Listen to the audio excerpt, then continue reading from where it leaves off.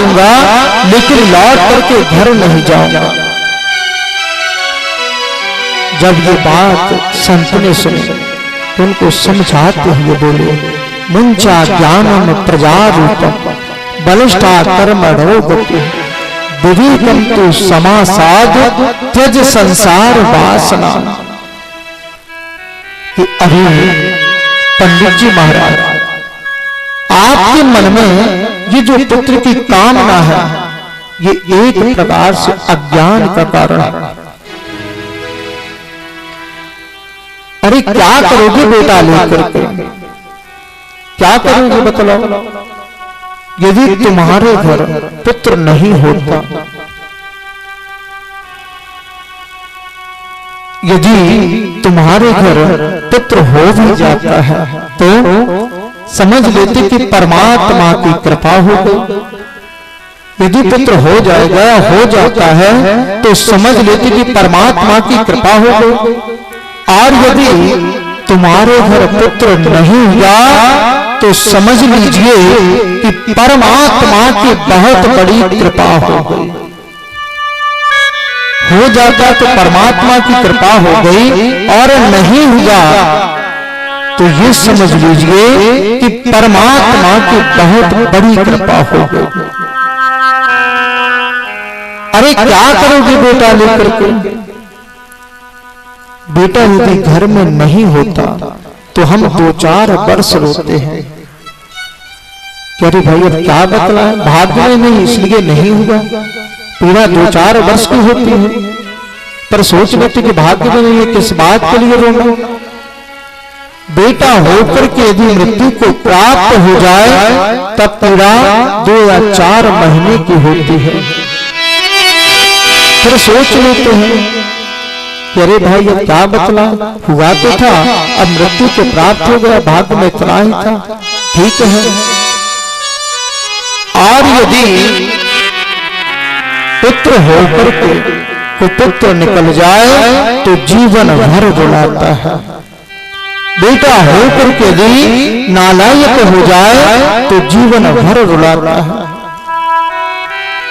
यदि आपको पुत्र चाहिए, पुत्र मानना है तो गोविंद को अपना पुत्र मान लो। अरे महाराज जी, ये संसार के बेटे तो धोखा दे जाएंगे, लेकिन मेरा गोविंद कभी धोखा नहीं देता।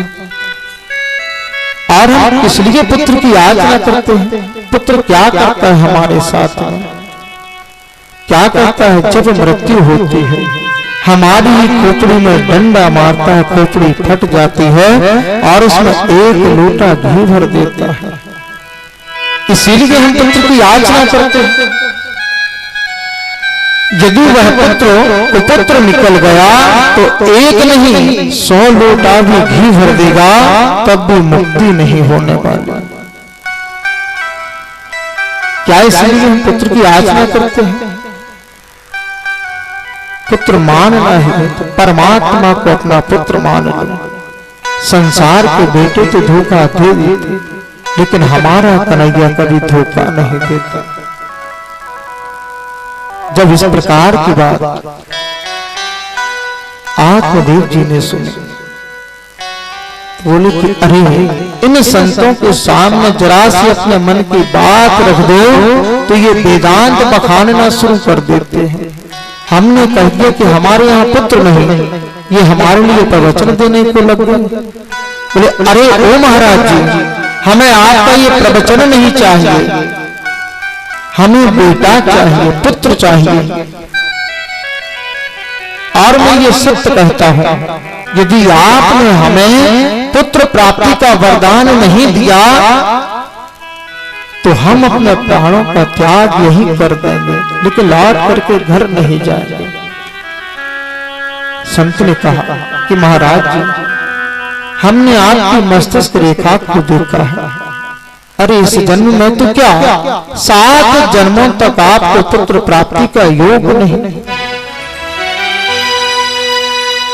यह सुनकर के आत्मदेव ने कहा कि महाराज आप संत हो, चाहो तो हस्त रेखाओं में परिवर्तन कर सकते हो, भाग्य को भी बदल सकते हैं। और मैं ये बात सत्य कहता हूं कि यदि आपने पुत्र प्राप्ति का वरदान नहीं दिया तो मैं आपके ही सामने अपने प्राणों को त्याग दूंगा, लेकिन लौट करके हम घर नहीं जाएंगे। जब संत ने ये बात सुनी तो संत के हृदय में करुणा आ गई। संत तो वैसे सरल होते हैं, करुणावान होते हैं। तो उन संत ने क्या कार्य किया, एक फल दे दिया और कहा कि जाओ ये फल ले जाकर के अपनी पत्नी को खिला देना। सारे नियम बतला दिए। आत्मदेव जी बड़े प्रसन्न हुए, फल ला करके अपनी पत्नी धुंधली देवी को दे दिया,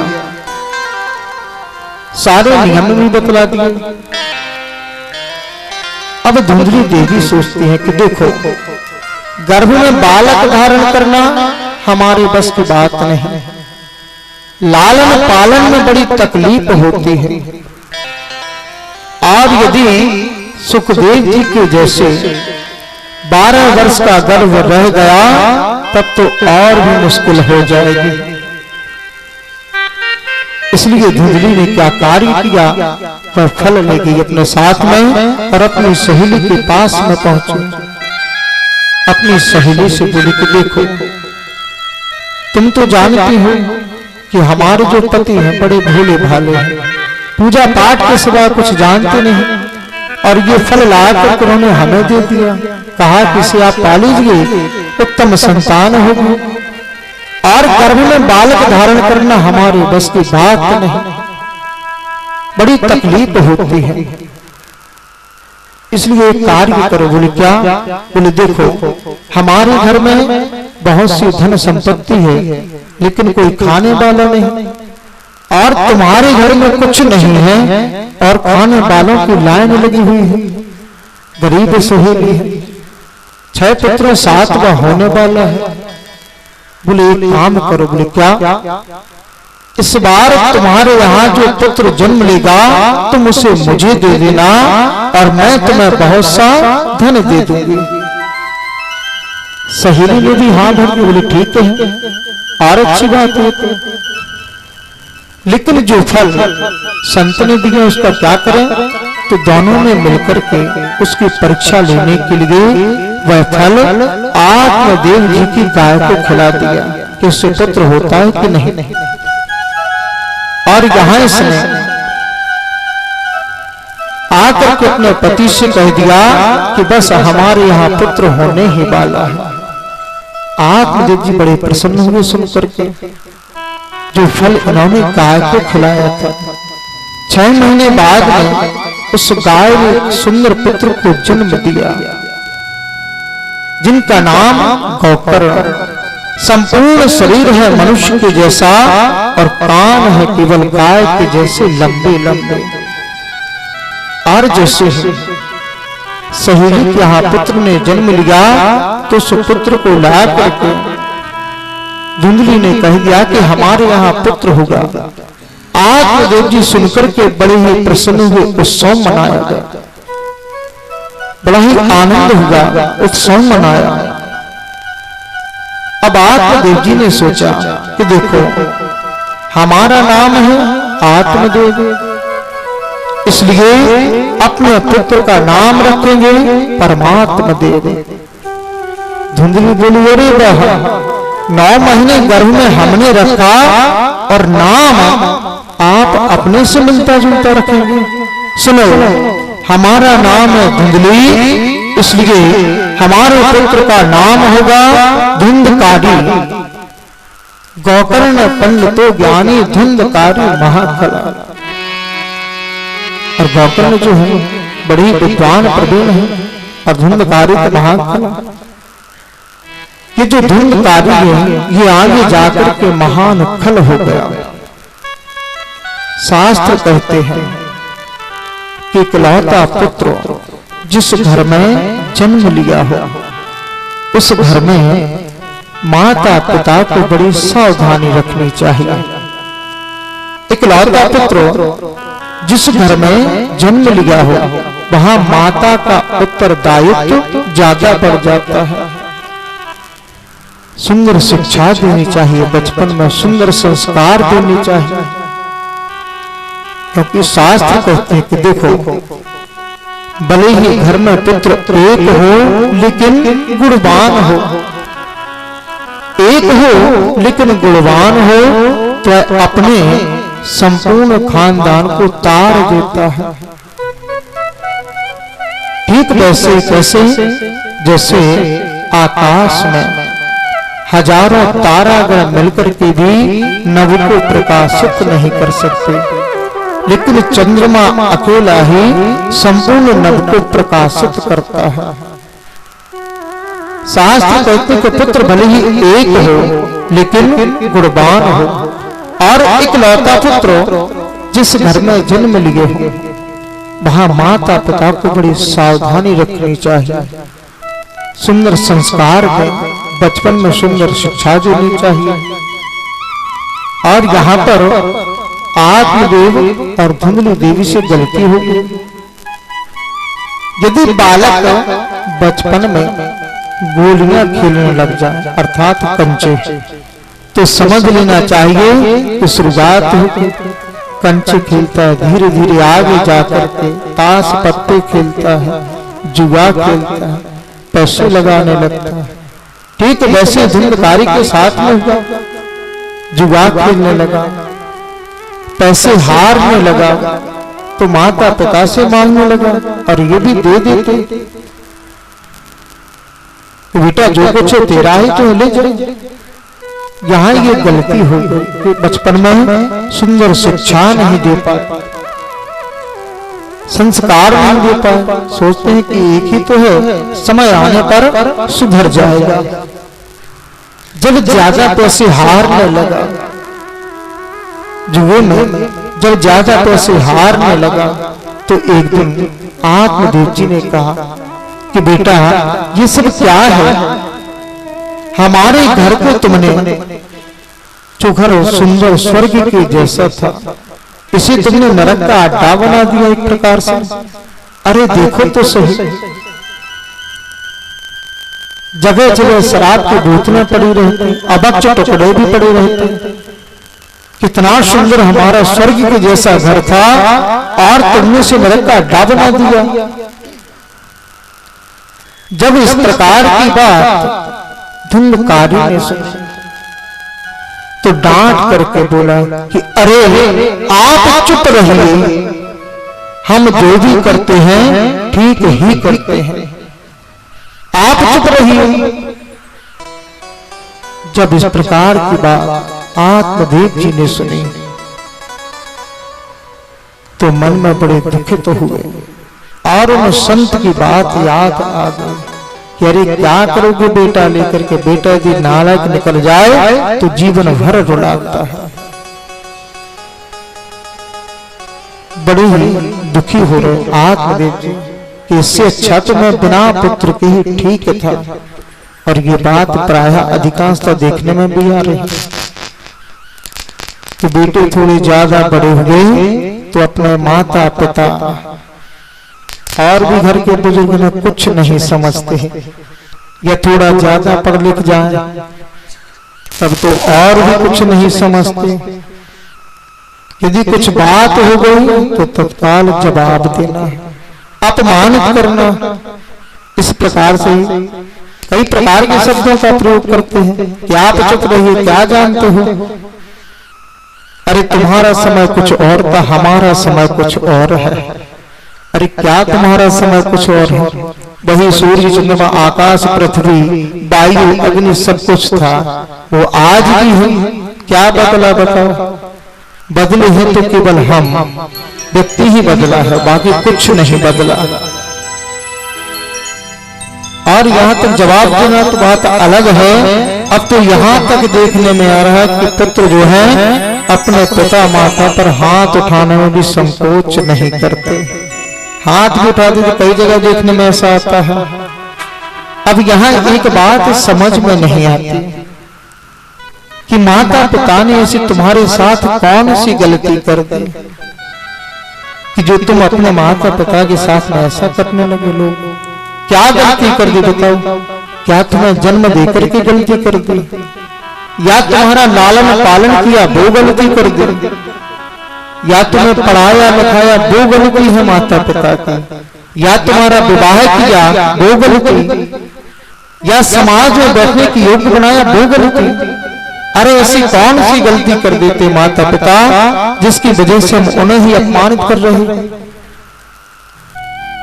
ऐसी कौन सी गलती बताओ कि जिनकी वजह से हम उनका अपमान करने चले जाते? अरे जितना भी क्या हमारे हित के लिए किया, लेकिन अपमानित करने जा रहे हैं, उल्टा सीधा बोलने जा रहे हैं, ये तो नितांत गलत बात है। अरे माता पिता ही तो परमात्मा का स्वरूप है, इनकी सेवा करनी चाहिए। यदि मन नहीं मिल रहा है तो ठीक है, तो कोई जवाब तो ना दे, वहां से हट करके अपना कार्य देख लें। और पहली बात तो ही कि उनकी सेवा करें, जो वह बात बतलाएं वही तुम्हारे लिए कल्याणकारी है। और शास्त्र में स्पष्ट रूप से वर्णन आता है कि जिसके माता पिता यदि बालक से संतुष्ट नहीं तो बालक कभी उन्नति नहीं कर सकता, तरक्की नहीं कर सकता। जिसके माता पिता संतुष्ट नहीं है वह बालक आगे चलकर के कुछ भी नहीं कर सकता, और जिसके माता पिता संतुष्ट है वह हमेशा प्रगति ही करता है। शास्त्रों की ही बात है। तो यहां पर आत्मबुद्धि बड़ी दुखित हो गई और अपनी माता के पास में पहुंचा, बोले अरे पैसा लाओ, सोना चांदी लाओ। और मां भी दे दी थी कि ले जा बेटा, सब कुछ तुम्हारा ही तो है, हमारा क्या है। सोना चांदी भी हारने लगा तो जबरदस्ती ले जाने लगा। एक दिन आत्मदेव जी बड़े ही उदास चिंतित अवस्था में बैठे हुए थे, और गाय के जो पुत्र है गोकर्ण वह आए। गोकर्ण की श्रद्धा से आत्मदेव जी के लिए पिताजी कहते हैं। आकर के बोले कि अरे पिताजी क्या बात है, आप कुछ दिनों से चिंतित दिखाई दे रहे हैं, क्या बात है बतलाइए। जब ये बात सुनी गोकर्ण से तो आत्मदेव गोकर्ण के चरणों में गिर पड़े। बोले बेटा क्या बतलाएं, हमारे सुंदर स्वर्ग जैसे घर को नरक का अड्डा बना दिया धुंधकारी ने, क्या बतलाएं। अरे घर छोड़कर के जाएं तो जाएं कैसे, क्यों? क्योंकि मन में इतना वैराग्य नहीं, और घर में भी रहे तो कैसे रहे, क्योंकि घर भी रहने के अभियोग्य नहीं। हम क्या करें कुछ समझ में नहीं आता। यह बात सुनकर के गोकर्ण जी ने बड़ी ही सुंदर बात कही कि पिताजी एक बात बतलाइए। जैसे आप कह रहे कि वन में जाने से, क्या वन में जाने से भगवान मिलते हैं? क्या वन में जाने से भगवान मिलते हैं? और यदि वन में जाने से भगवान मिलते होते तो गीदड़ का जन्म जो है वन में ही होता है, शेर का जन्म भी वन में ही होता है। तो हमसे पहले उन्हें भगवान मिल जाने चाहिए। गोकर्ण जी कहते हैं कि पिताजी सर्वप्रथम तो ये जो देह के प्रति अर्थात शरीर के प्रति जो अभिमान है, इस अभिमान को त्यागें। मैं शरीर हूं ऐसा मानना छोड़ दें और आत्मा ही परमात्मा को सर्वस्व माने, आत्मा को परमात्मा करें। ये जो शरीर का अभिमान है, इस देह के अभिमान को छोड़ दें। और हमारी पत्नी, हमारे बच्चे, ये हमारे मित्र, ये कैसे हो सकते हैं? शरीर की पत्नी है, शरीर के पुत्र है, और शरीर के मित्र, शरीर का ही धन खजाना जो कुछ है ये सब शरीर का ही है, और आत्मा का सब कुछ जो है परमात्मा। इस शरीर रूपी अभिमान को छोड़ दे, और यदि शरीर मैं हूं तो शरीर को कभी मरना भी नहीं चाहिए, मरने देना नहीं चाहिए शरीर को। यदि हम मानते हैं कि हम शरीर हैं तो इसे मरने नहीं देना चाहिए। क्या हम इसे रोक पाते? कभी नहीं रोक पाते। यदि मैं हाथ हूं, यदि ऐसा माने कि यह हाथ है, तो हाथ टूट जाते हैं, कट जाते हैं, पैर भी लंगड़े हो जाते हैं, आंखें भी अंधी हो जाती। क्या हम रोक पाते? नहीं रोक पाते। फिर भला शरीर मैं कैसे हो सकता हूं? और यदि बालक या बालिका हमारे हैं तो एक बात बतलाओ, ये जन्म लेने के पहले सूचना क्यों नहीं देते कि पिताजी मैं आ रहा हूं? ये बात तो कुछ पक्की नहीं रहती कि बालक होना है कि बालिका। और यदि शरीर में है या माता पिता भी हमारे हैं, तो ये मरने के बाद में चिट्ठियां क्यों नहीं डालते कि बेटा हम सुखी हैं कि दुखी हैं? इस शरीर रूपी अभिमान को त्यागा। आप आत्मा का सब कुछ जो है परमात्मा गोविंद को माने। आत्मा का सच की गोविंद है। और ये मानव शरीर हमें मिला इसलिए मानव शरीर पाने के लिए 84 लाख योनियों में भटकना पड़ता है, तब जाकर के ये मानव शरीर मिलता है। और इस शरीर को हम व्यर्थ में ही गवाते जाते हैं। यदि जन्म हमें मिला है तो उससे सत्कर्म करो, भगवान का भजन करो, भगवान का कीर्तन करें, सत्संग करें, भगवान की कथाओं को श्रवण करें, तब तो इस मानव शरीर का कर्म है। और इसलिए नहीं कि चलो व्यर्थ में गवाते जा रहे, अपना समय भी निकालते जा रहे, शरीर भी मिटाते चले जा रहे। अब कौन कथाएं सुने, कौन प्रवचन सुने, कौन मंदिर आदि में जाए? क्यों अपना बेकार में समय बर्बाद करें? महाराज जी का तो काम है 4 घंटा बोलेंगे, अब महाराज जी का अपना काम करें, जो अपन अपना काम करोगे क्या? चलो अपन अपना चौसर खेलें, ताश खेलें, या ज्यादा से अपने अपने मोबाइल चलाओ तो बैठे बैठे। महाराज जी अपनी कथा कर रहे, हमें अपना मोबाइल चलाओ। इस प्रकार की धारणा बन गई। लेकिन ये जो शरीर मिला है, समय मिला है, परमात्मा ने हमारे ऊपर कृपा की है, तो इसका उपयोग अच्छी तरह से करें। मिला है तुझको ये जीवन बंदे, मिला है तुझको ये जीवन बंदे, तेरा जीवन है अनमोल। ये जीवन बहुत ही अनमोल है, इसकी कोई कीमत नहीं लगाई जा सकती।